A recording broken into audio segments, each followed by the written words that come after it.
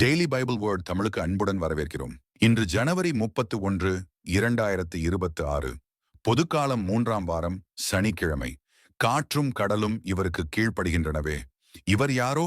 Mark எழுதிய தூய நற்செய்தியிலிருந்து வாசகம். அதிகாரம் 4. இறை வார்த்தைகள் 35 முதல் 41 வரை. அக்காலத்தில் அன்றொரு நாள் மாலை நேரம். இயேசு சீடர்களை நோக்கி, அக்கரைக்குச் செல்வோம், வாருங்கள் என்றார். அவர்கள் மக்கள் கூட்டத்தை அனுப்பிவிட்டு படகில் இருந்தவாறே அவரை கூட்டிச் சென்றார்கள். வேறு படகுகளும் அவருடன் சென்றன. அப்பொழுது ஒரு பெரும் புயல் அடித்தது. அலைகள் படகின் மேல் தொடர்ந்து மோத அது தண்ணீரால் நிரம்பிக் கொண்டிருந்தது.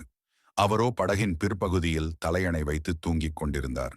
அவர்கள், போதகரே, சாகப் போகிறோமே, உமக்கு கவலை இல்லையா என்று சொல்லி அவரை எழுப்பினார்கள். அவர் விழித்தெழுந்து காற்றை கடிந்து கொண்டார். கடலை நோக்கி, இறையாதே, அமைதியாயிரு என்றார். காற்று அடங்கியது. மிகுந்த அமைதி உண்டாயிற்று. பின் அவர் அவர்களை நோக்கி, ஏன் அஞ்சுகிறீர்கள்? உங்களுக்கு இன்னும் நம்பிக்கை இல்லையா என்று கேட்டார்.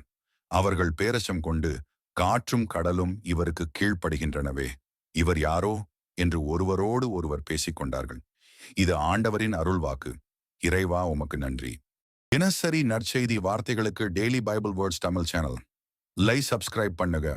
இந்த வீடியோவை லைக் செய்யவும், ஆமேன் என்ற வார்த்தையை பதிவு செய்யவும் மற்றும் உங்கள் நண்பர்கள் மற்றும் குடும்பத்தினருடன் பகிர்ந்து கொள்ளுங்கள். கடவுள் உங்களை ஆசீர்வதிப்பாராக. ஆமேன்.